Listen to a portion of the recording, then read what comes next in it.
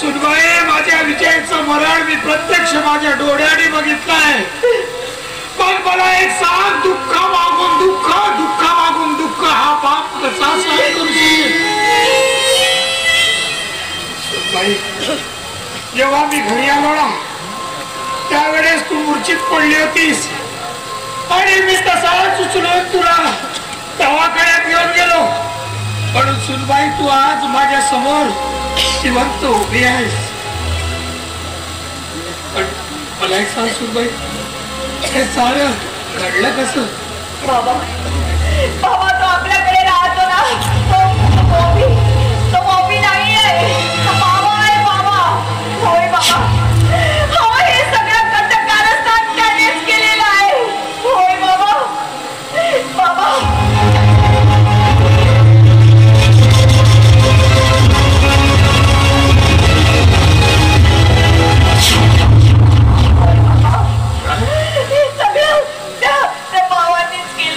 म्हणजे माझ्या विजयाचे दोन्ही हात कापडा आणि त्याला दारू आणि पाजून मारणारा तो हरामखोर बाबा होता.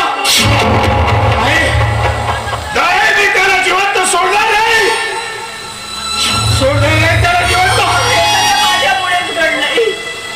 नाही सुनबाई, नाही, हे सारं तुझ्यामुळे घडलं नाही, तर हे सारं घडलं या राजनंदिनीमुळं.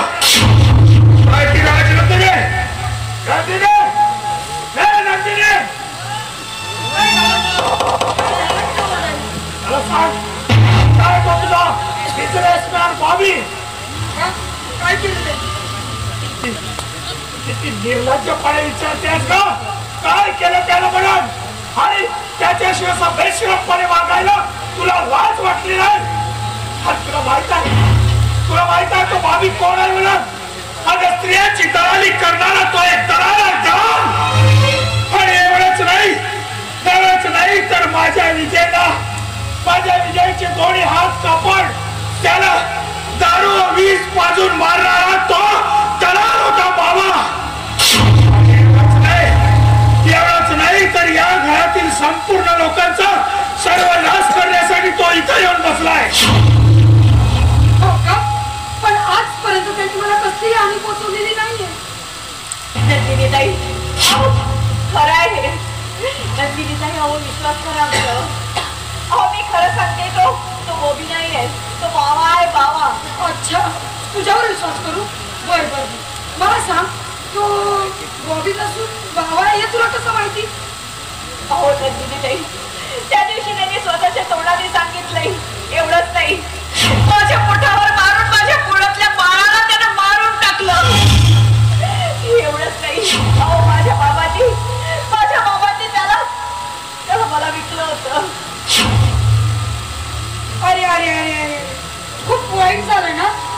अगं पांढऱ्या पायाचे अवधोसे, किती खोटारडी आहेस ग तू. किती नालायकपणाने असे शब्द यूज करते तू. काय म्हणालीस? माझ्या पोटातल्या बाळाला मारून?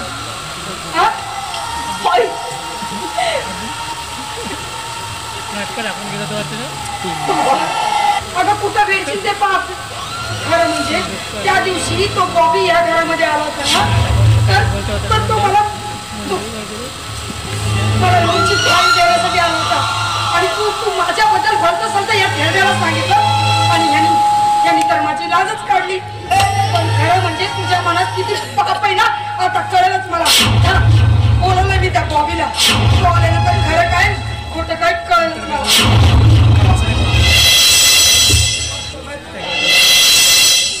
मला बोलवला बॉबी, अरे बरं झालं आलास तू. सांग यांना खरं काय ते. ही उलटा तुझ्यावर आरोप करते. काय आरोप करते? तू तुझ्या पोटातल्या बाळाला मारलं. सांग बॉबी. आणि हिच्या पोटच्या बाळाला? सांग, त्या थेरड्याला सांग खरं काय ते.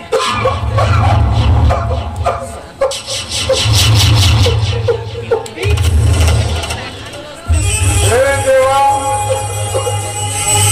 एवढा मोठा आरोप माझ्यावरती. बाबा मला माफ करा. तू यांच्यासाठी रडतोस? मला माफ करा. एवढा मोठा आरोप लावला माझ्यावरती. मी जे पुढच्या बाळाला मारलं. बाबा नाही, असं नाहीये. खरं काय ते मी सांगतो. त्या दिवशी घरात कुणी नव्हते, मी एकटा होतो घरात आणि तामिनी माझ्या जवळ आली आणि मग शरीर सुखाची मागणी करायला लागली. मी तिला चक्क नकार दिला.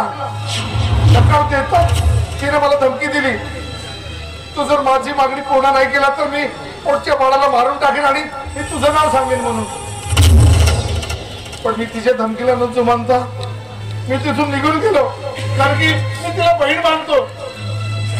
असे कृत्य मी करू शकत नाही. आणि आज माझ्यावर एवढा मोठा नाही, मला नाही राहायचं या घरात.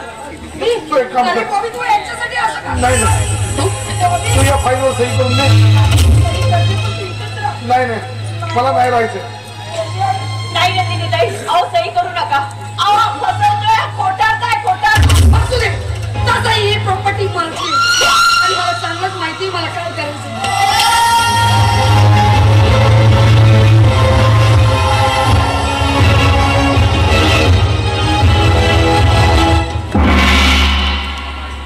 आता नक्की काम होईल. काम झालं पाहिजे, पण मी इथं नाही राहणार. नाही बाबी, नाही. पण मी कशी राहिली तरी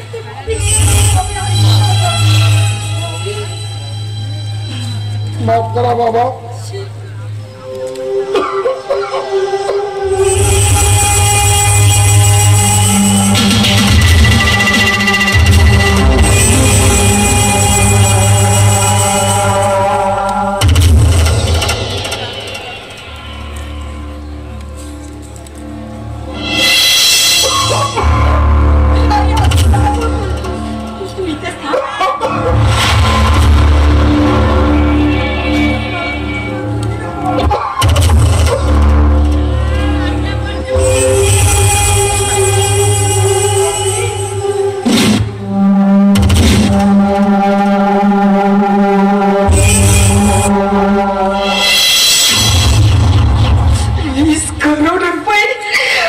माझ्याकडे गाडी बंगला सगळंच काय असेल आणि नवीन नवरा सुद्धा असेल.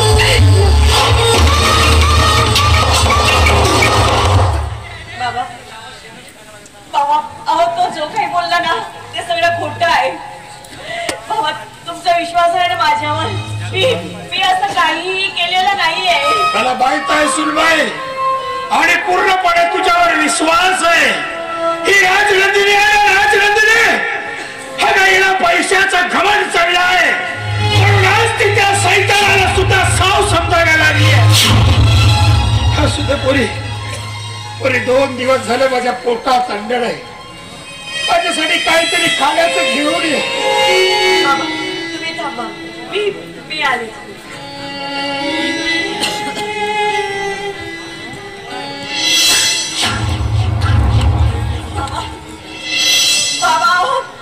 किचनला तर ताला लावलेला आहे. मग आपण अन्न कुठून आणायचं? हे नंदिनी, अगं का अशी छेडतेस आम्हाला?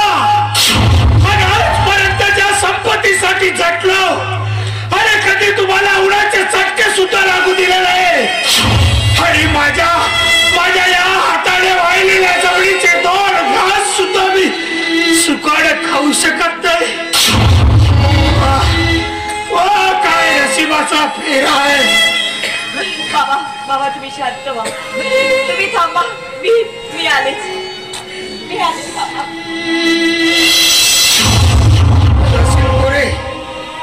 अरे कुठून आणणार आहेस तू माझ्यासाठी अन्न? अगं घरच्याच अन्नाचे दरवाजे तुझ्या माझ्यासाठी बंद झाले, तर कोण परके लोक तुला अन्न देणार आहेत पोट भरण्यासाठी? त्यापेक्षा मी नाही खाल्लेलं बरं.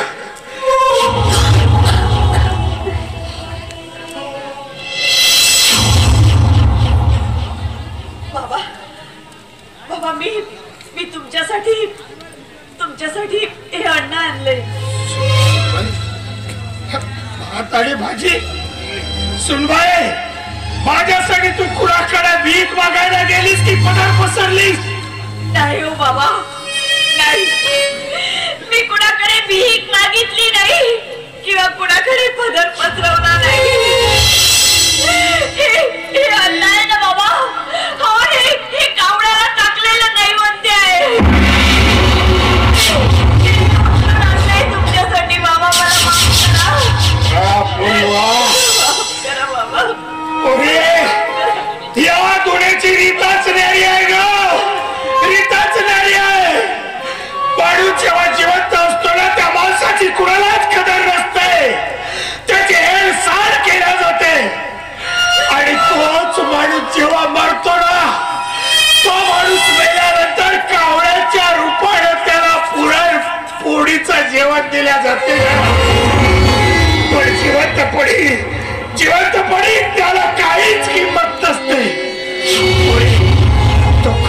जरी आणली असेल ना, माझ्या पोटात असणारी असहाय्य झालेली भूक त्याच अन्नाने थांबणार आहे. माझं पोट जर त्याच अन्नाने भरत असेल ना पोरी, मी त्याच अन्नाने माझी भूक भागवतोय.